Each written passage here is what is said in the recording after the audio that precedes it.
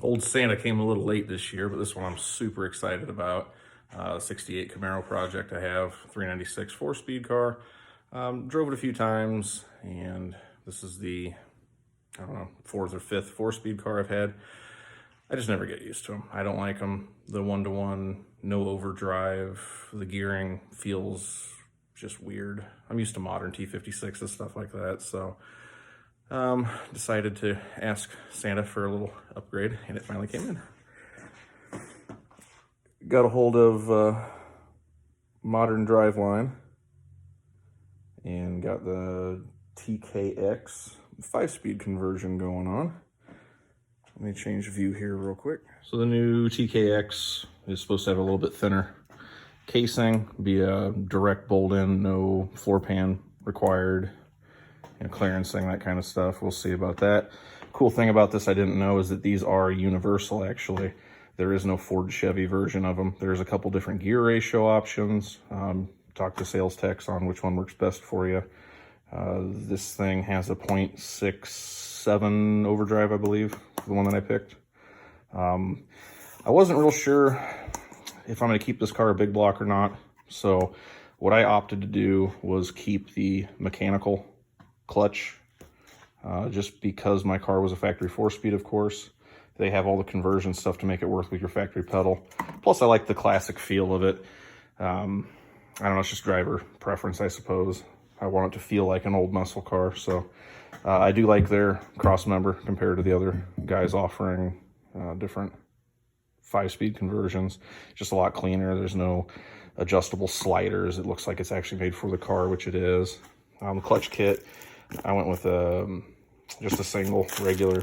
Nothing crazy. It's not making huge power. Mild cam, basically stock engine. So comes with everything you need. As usual, install bolts for your cross members. You will need a new yoke, obviously, for the transmission side of it. An adapter U-joint for the stock drive shaft. The drive shaft is going to have to be cut down. I'll be sending that off to Sadler Powertrain up in Iowa. Those guys do awesome work and they're quick. Other than that, the all-important 5-speed ball is a must. Just the typical 3-hole trans mount. That's urethane, I believe. They'll ask you tire size, rear gear ratio, get you the drive cable, and also the backup pigtail. The AMSOIL Super Juice is what they recommend. AMSOIL is about the best you can get anyways. I ended up sourcing this yoke elsewhere. Since they were out of stock, I think it cost about 65 bucks. This is the U-joint for converting from basically a Ford yoke to the GM drive shaft that I have in the car. So I'll send all that up here once I get a measurement off of it. We'll take a little bit of time just to see exactly how much different the dimensions are compared to the 4-speed before I put it in. This is an M20. I think the cases are all the same. Could be wrong, but close enough anyways. So just overall, they sure do look pretty darn similar. A little bit longer. I'll get some actual tape measurements on it just to see how close it is.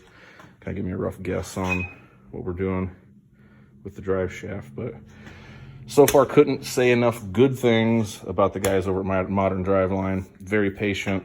I had a ton of questions because down the line I might end up actually putting an LS in this thing.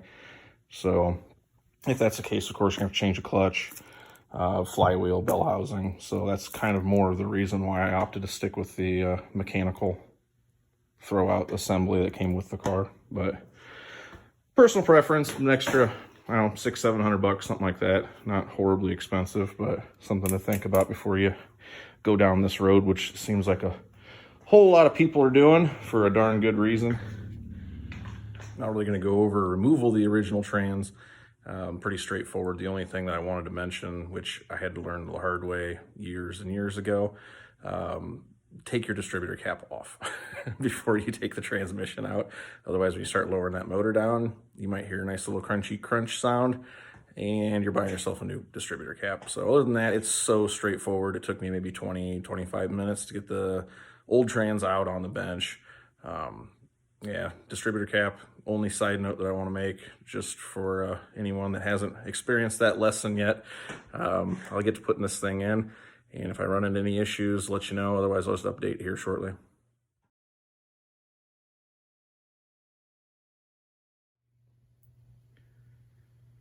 The 5-speed is definitely taller, but as far as length goes, and we're talking a couple inches.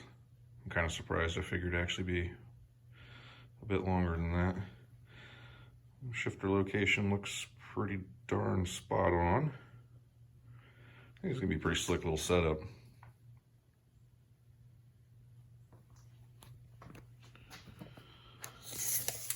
The Muncie is approximately 21 3/4, 21 and a half, somewhere around there. And our 5-speed's about 24 and a half. About 3 inches difference, yeah. Height wise, I would say probably about 10 and a half. Where the old one was right about 9. It's about 1.5 inches height at the front anyways. I think it's gonna slide right in there.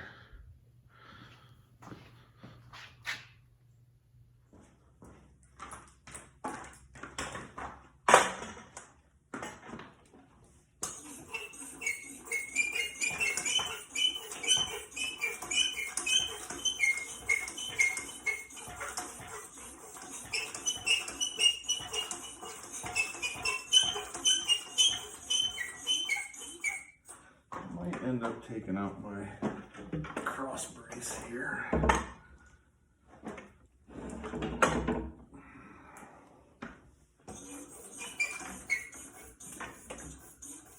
That'll be fine. Shifter might be a little interesting on it.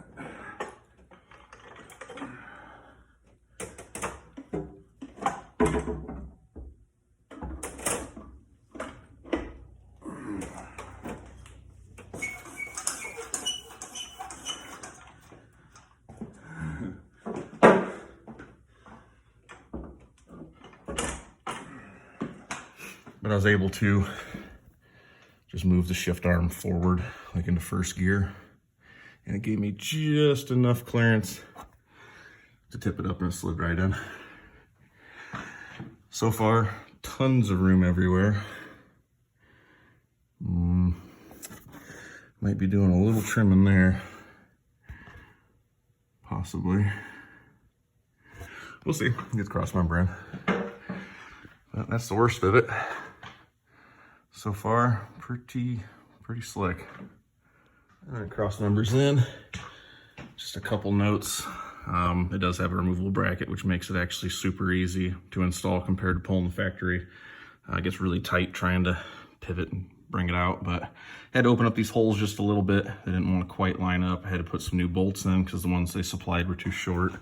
There was a bit of gap you got to tighten down. But otherwise, fits nice. The transmission, if you get the standard universal 3-hole GM, the standard holes are on the outside for the hardware that comes with it. So I had to find some metrics. They're actually the shorter pattern on the inside there. So you'll need a couple metrics that don't come with transmission at all. Otherwise, I did, you probably can't see it now, take about 1/4 inch of that trim reinforcement off with an air saw. Now that it's located with the cross member and everything, I'm not sure how important it was to trim it or not. Once I get it down, move the shifter around, be able to tell a little better. I'll make sure to update if that's required or not. But otherwise, it fits real nice. Definitely lower than the original. It's just a connector, so I kind of disregard that piece. I don't know, I would say that it is just a hair lower than the subframe. Probably inch and a half. So that might be a little concerning for some people that especially have really low cars. Let's see if I get a video from the front here. Well, it's about the same as the oil pan. Anyways, something just to make a note of.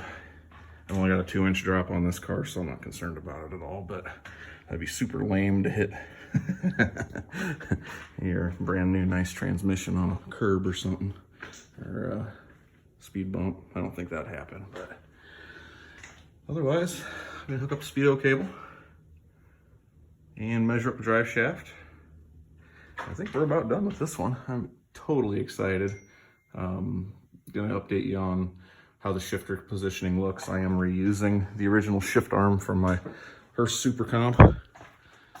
We'll see if that fits. I think it's like an extra $125 or something like that from them if you need a shift arm. So I'm gonna try to see how location fits. I'm about 6'2", so a little tight in the car already. I put a couple inch seat spacers, the brackets you can get to put the seat back, and I feel pretty comfortable in it. I wish I had a tilt column, but we'll put that on the list of things for later upgrades. I'll get this thing buttoned up and measured and start putting the shift arm and everything together up in the interior.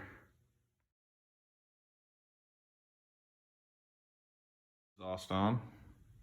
It is not the lowest thing on the car, thankfully. Only thing that was a little iffy, I guess, on this whole project is how the Speedo cable's routed. With it coming in on the driver's side now, and at the angle that it is, you can't do it behind the cross member. It has to be in front.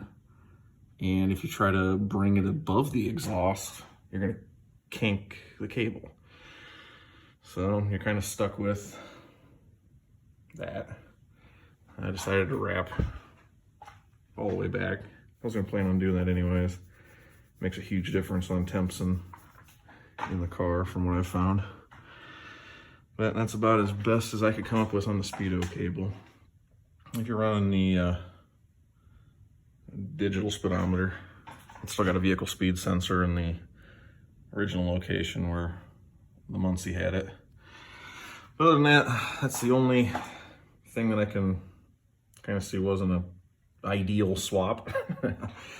So I guess either Dakota Digital's time or say heck with it and just see what happens. I think it's tight enough up that it won't be a problem. I don't really drag on anything anyways, so.